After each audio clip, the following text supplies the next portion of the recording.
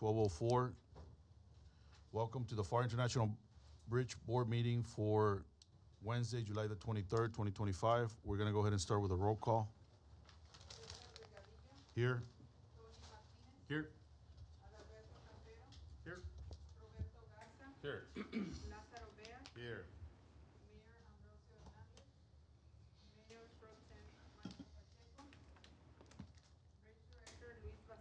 Present. We're going to continue with the Pledge of Allegiance and the invocation by Luis. Please stand. Please join me in the pledge. I pledge allegiance to the flag of the United States of America and to the republic for which it stands, one nation, under God, indivisible, with liberty and justice for all. Let us pray. Lord, we come to you today in prayer, asking for you to bless this meeting, allow us to have meaningful discussion, to set expectations and reach our goals. For this we pray, amen.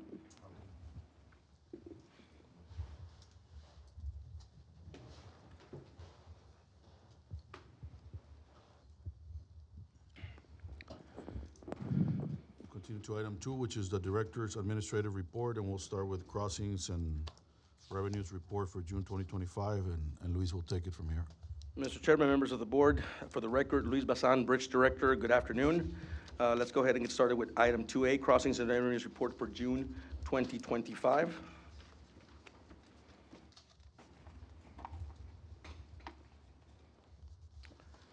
So we start with slide number 2. These are total bridge crossings. These totaled 99,670 for June. That's an increase of 2,658 vehicles, or a 2.74% increase during the same time period last fiscal year. Slide number 3, southbound car crossings. These totaled 42,759 in June, so that's a decrease of 1,347 cars, or a 3.5% decrease during the same time period last fiscal year. Slide number 4, southbound car crossing comparisons. So as you can see, we always concentrate on the daily average, but more importantly on the percentage. We go through all the local bridges. So Gateway Bridge is up by 6% with a daily average crossings of 3,125. Veterans Los Tomates is down by 7% with a daily average of 4,566. Free Trade Los Indios is down by 10% with a daily average of 1,111. So the total for Brownsville, they're down 3% with a total daily average of 8,802 cars crossing. Del Rio is down by 3% with a daily average of 4,611. Donna is down by almost 11% with a daily average of 1,835. Eagle Pass is down by 6% with a daily average of 7,873. Isleta Zaragoza in El Paso is down by 1% with a daily average of 8,780. Staten Lerdo, also in El Paso, is down by 9% with a daily average of 4,421. So total for El Paso, they're down by 4% across the board with a daily average of 13,201. Laredo is up by 2% with a daily average of 13,780. McAllen Hidalgo is down by 23% with a daily average of 6,393. Anzalduas is down by 13% with a daily average of 3,397. So total down for McAllen Anzalduas is 20% across the board with a daily average combined of 9,790. So for Pharr, again, we're down by 3.5%, and our daily average again is 1,425 cars.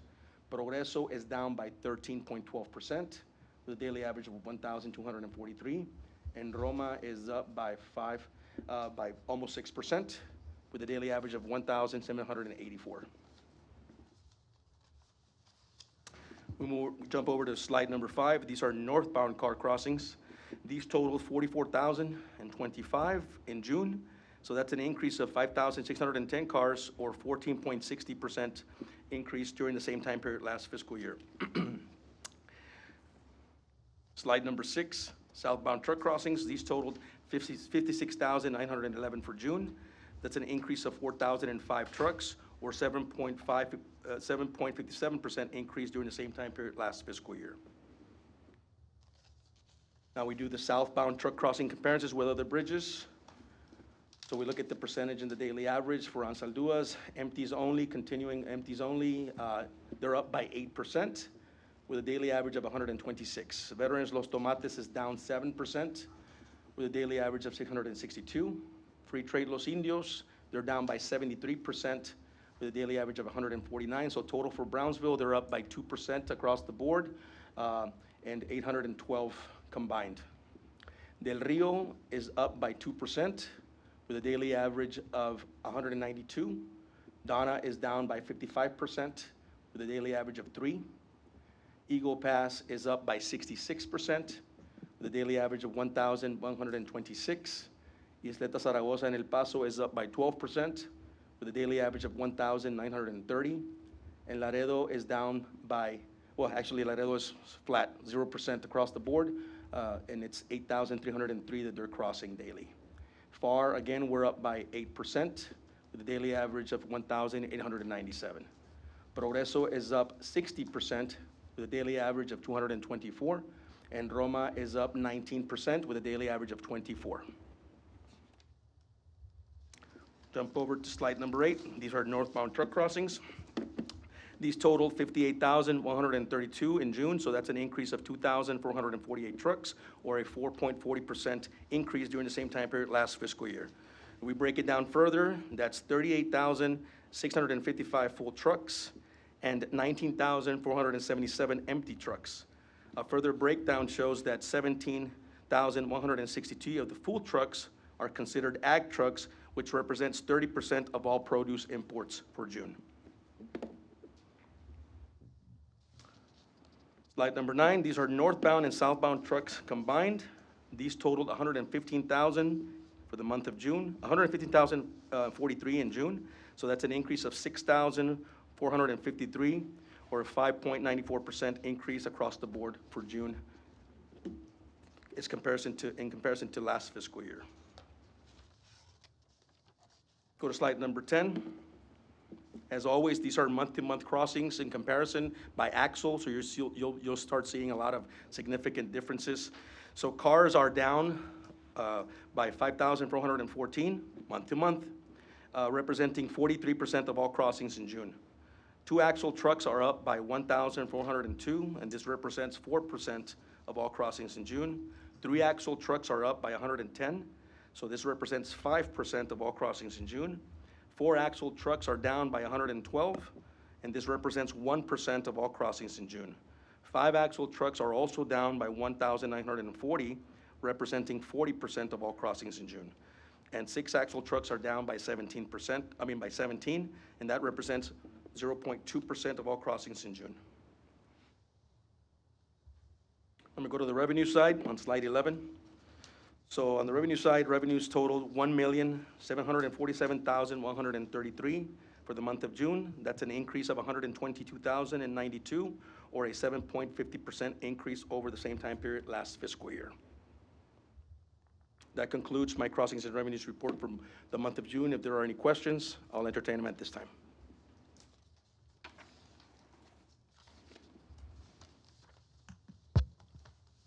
The only thing I guess that jumped out was the 73% increase in Los Indios. Do you know what that might have been?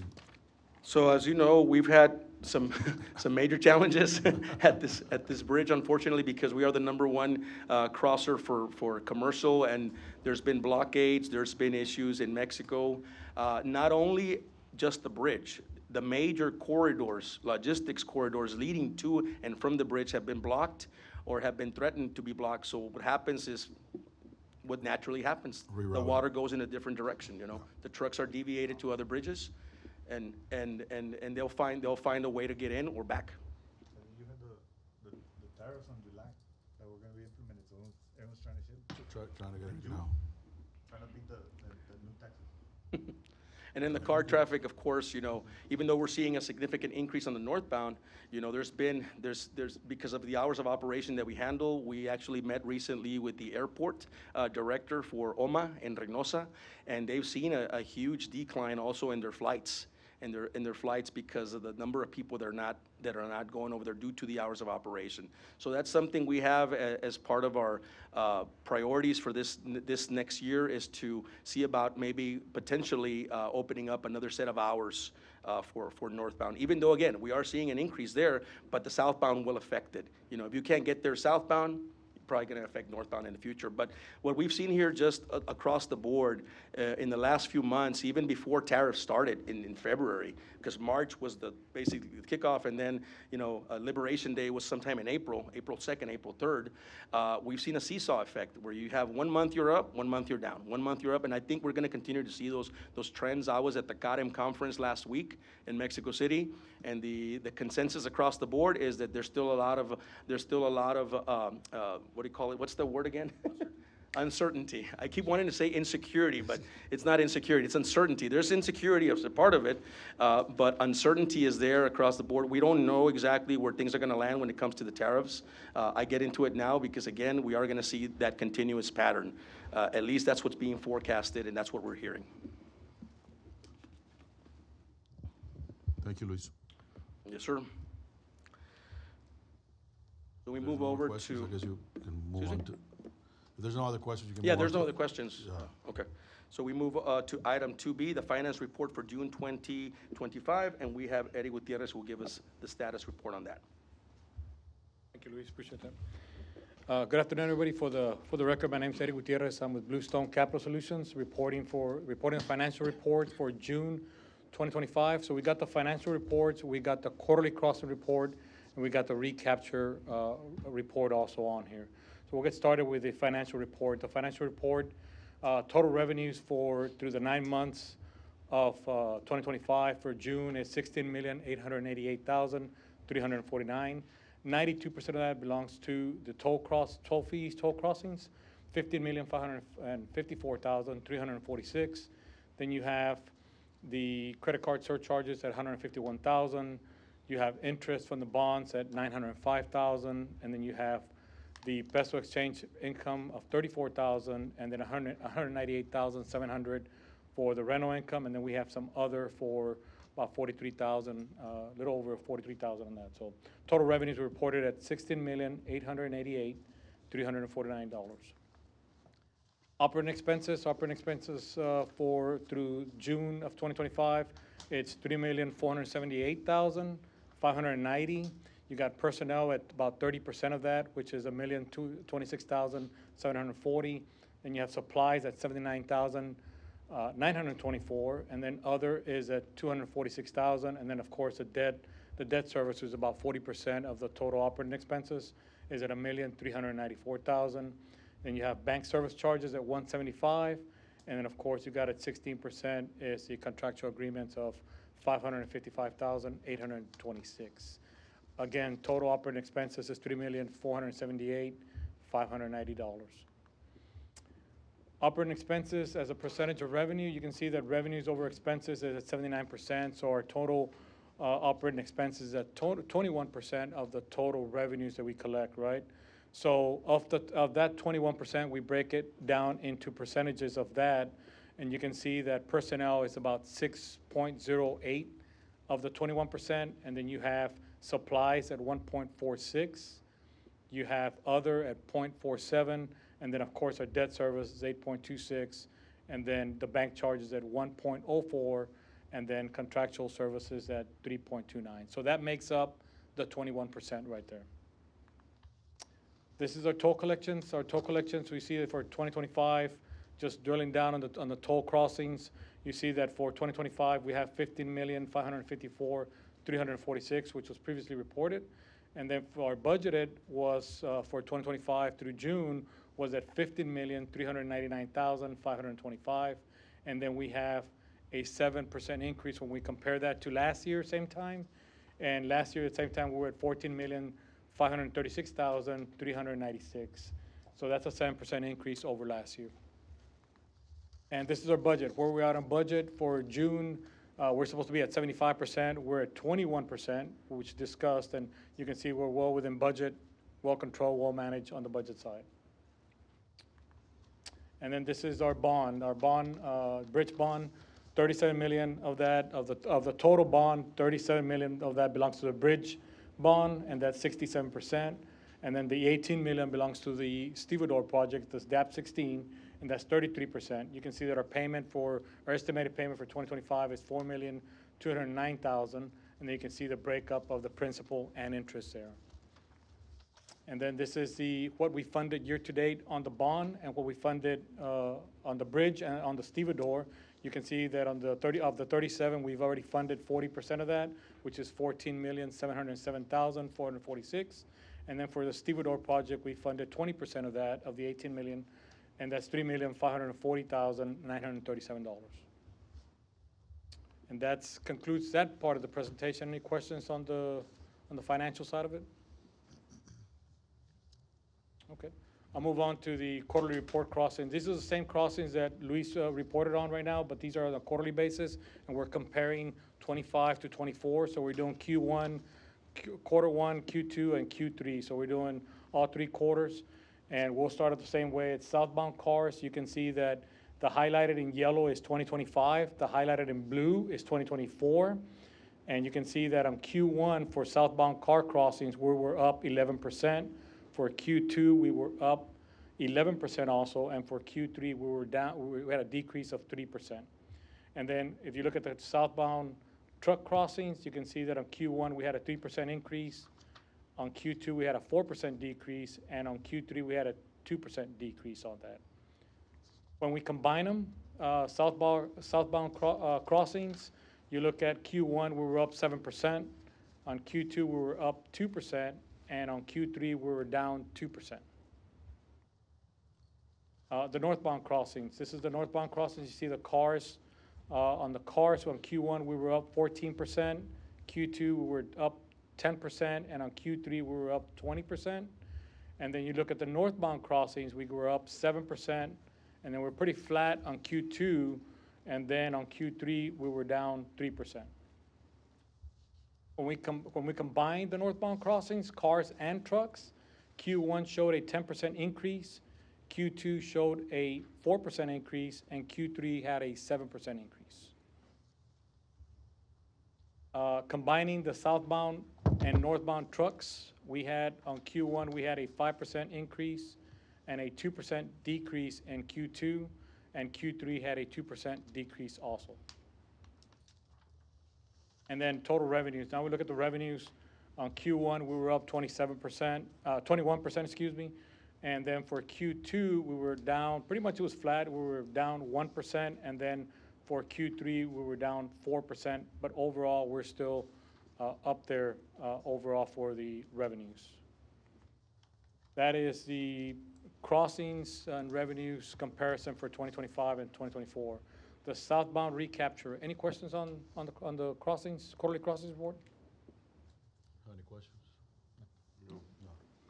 On the southbound recapture rate for June 2025, we're looking at the vehicles first. For 2024, you can see that we were at 100. The blue side is the northbound car crossings, and the yellow is the southbound car crossings. So we were crossing more vehicles going southbound than we had northbound going. So that makes us at 118%. Recapture rate. For 2025, year to date for the 9 months, we're at 106% recapture rate. When we look at 2025, from month to month comparison, you can see the somewhat volatile. It's not too bad. It's 119% in October, and then we're down to about 92%. They're midway through the year, and then we're back to about 97% in June as a recapture rate. Here's the historical recapture rate for the trucks. We had more history on them than we have on the vehicles. We just started tracking the northbound crossings on that. And so you see that from 2015 all the way to 2025, you can see the recapture rates. In 2015, we had 99%. You can see how it tracks on the recapture rate throughout the years. During the COVID times, we had some pretty good recapture rates. And right now, year to date, we're at 95% recapture rate. And then here's the 2025 recapture rate for the trucks.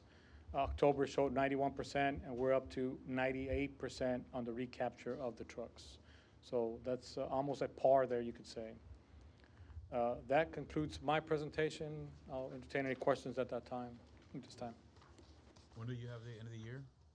End of the year is September, yes, sir. September. Thank you. Thank you, Eddie. Thank you, Eddie. Up next for item 2C, Engineers Report, we have Pilar Rodriguez to give us a status update on our projects. Chairman and board members, my name is Pilar Rodriguez. I'm serving currently as the interim city engineer for the city of Pharr, and so until the city hires a new city engineer, I'll be providing these reports to the board. In your packet is a PowerPoint presentation that's titled Report on Capital Improvement Project Activity for the Pharr-Reynosa International Bridge, and that's what I'll be referring to. There's 3 projects that we're highlighting in this report. The first one is what's commonly referred to as the, oh, yep, sorry. There we go. The first project that we're referring to is what we call the DAP 16 project, and that is construction for facilities, inspection facilities. The work primarily right now is focused on Building A, the generator yard, and the west and the east. So the yellow, the blue, the green, and the red highlighted areas is where the primary activity is right now in the project. Through the end of June, we've paid 21%, approximately 21% of the contract amount, with about 40% of the contract time utilized. The next project is the Pharr International Bridge Expansion Project. This is a fairly large project. Through the end of June, we were able to process the pay application, but the amount paid to date is 50.74%, with 61% of the time utilized. The contractor, which is IOC, has been averaging a production rate of between 5% and 6% per month, and they seem to be tracking between 5% and 6% of productivity per month based on the contract amount. So they've stayed pretty consistent. So the work continues on the columns, on the cap bents, or the bent caps, excuse me, girders, and bridge deck. So we've got some pictures here of some of the activity. And then finally, the final project we have is the commercial vehicle parking lot that was awarded by the City Commission. That one was awarded in the amount of $11,888,058.76. The contractor has mobilized on site, but we do not have any productivity yet, but he has mobilized his equipment, and hopefully we'll see production here in the next couple of weeks. I believe the NTP started on July 16th, so his notice to proceed, his contract time started on July 16th. So right now, he's utilized 2% of his time, 2.5% of his time, with no pay applications submitted. So, and those are the 3 projects that we have reports on, and we'd answer any questions that you have. Any questions? No. Thank On you. this last one, Pilar, it's only parking for right now? It's only parking for right now. We've got a project that's in development right behind that to add amenities to the site. So right now, it's strictly pavement, and then we've got a project in development to add some amenities to the site. Okay. Thank you. Thank you. Thank you, Pilar.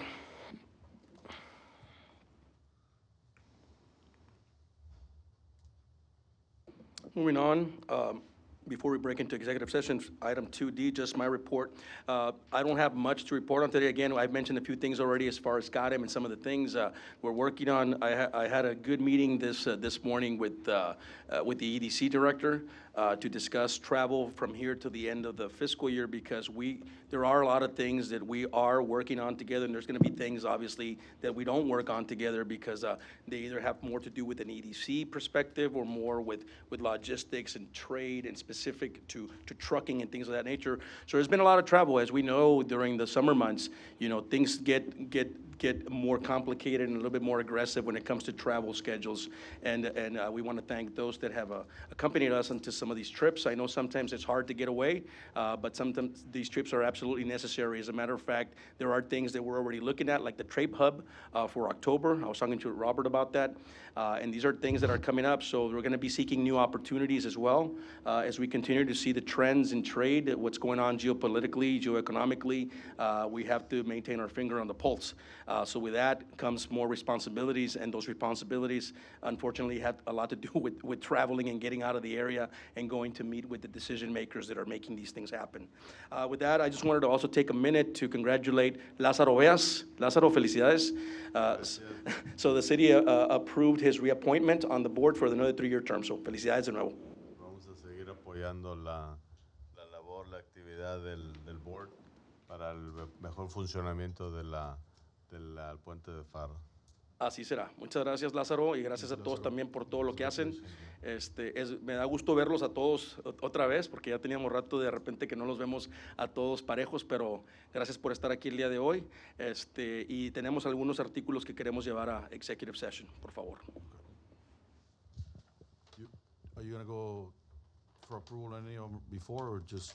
No, I think we just go and then we come back and then we nail them all. It shouldn't be long, no more than 10 minutes. In accordance with Chapter 551 of the Texas Government Code, the International Board meeting here will meet an executive session from section .071 through .087. The time is 12:30.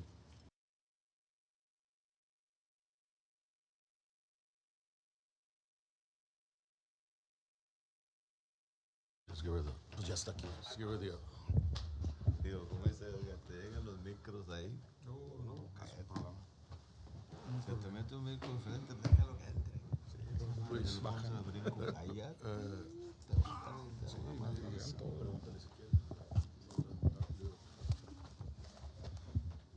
Te iba a hacer una preguntita.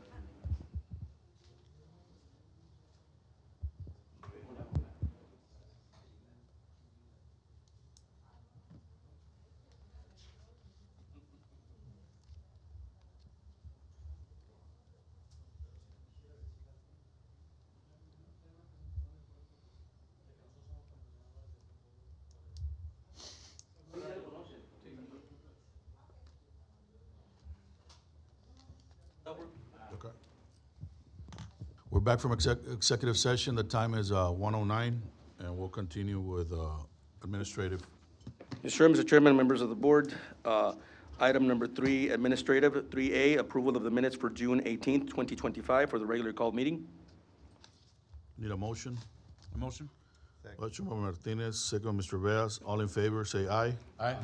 Aye, motion carries. Item 3B, discussion and action, if any, on ratification of Asociación de Agentes Aduanales de Reynosa sponsorship in the amount of $5,000. Need a motion? A motion? Second. Motion by Martinez, second by Mr. Veas. All in favor, say aye. Aye. Motion carries. Item 3C, discussion and action, if any, on Index Reynosa Fundación Ramac Charity Golf Fundraiser sponsorship in the amount of $10,000. A motion? We have a motion by Mr. Campero, second by Mr. Veas. All in favor, say aye. Aye. Aye, motion carries. Item 3D, discussion and action, if any, on Index 50th National Convention sponsorship in the amount of $19,000. Need a motion? Motion by Mr. Veas, second by Mr. Martinez. All in favor, say aye. Aye.